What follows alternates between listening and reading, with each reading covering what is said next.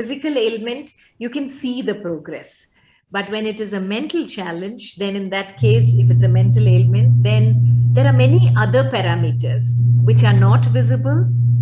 And words such as depression and anxiety are used so loosely that suddenly you wonder, when will people understand? Why can't they understand? It's not as simple as they're making it out to be.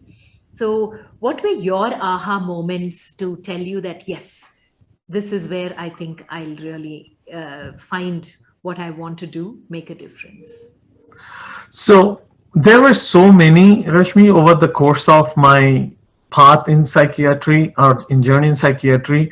But one of the biggest one, what I felt is the hope, the word of hope which you give it to them, that, you know, it is going to be better, or at least I'm listening to you and this is something we could do it together.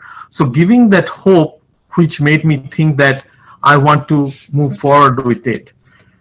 For example, like, just imagine that a family coming in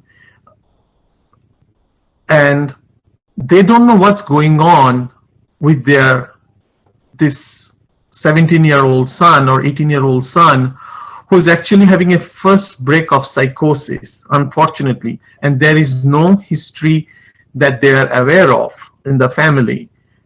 And he's just a normal functioning kid who was doing so well in the school, and his life was just as it is, and they just don't know why there is a certain deterioration in his life, in his personal life, in his academic life, and they are just devastated with his going down the line.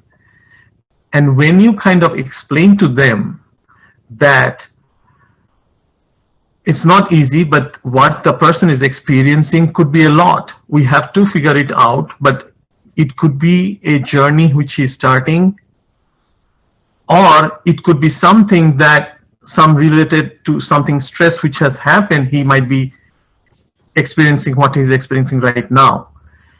And sometimes it could go either way.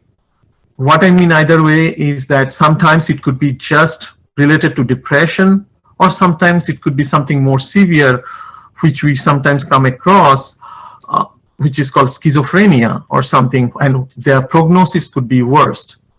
But in both the cases, when you have that hope given to the families and they feel that, okay, there is some way, depending on what they are struggling with, that there is some silver lining.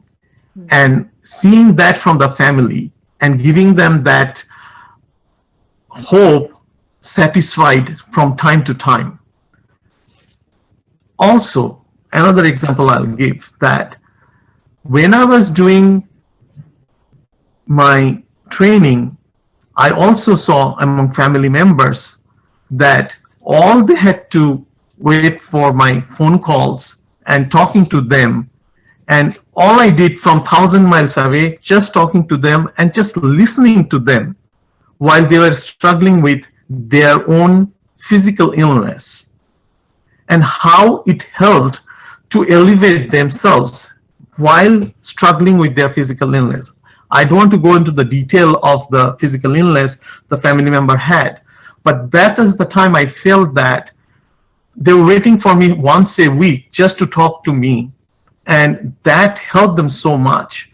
And that's the time I realized that I want to do this, because I think I can help more, because I have that ability to help, and I want to learn more. I want to train myself more if I could do that. So that is one of the things I could say.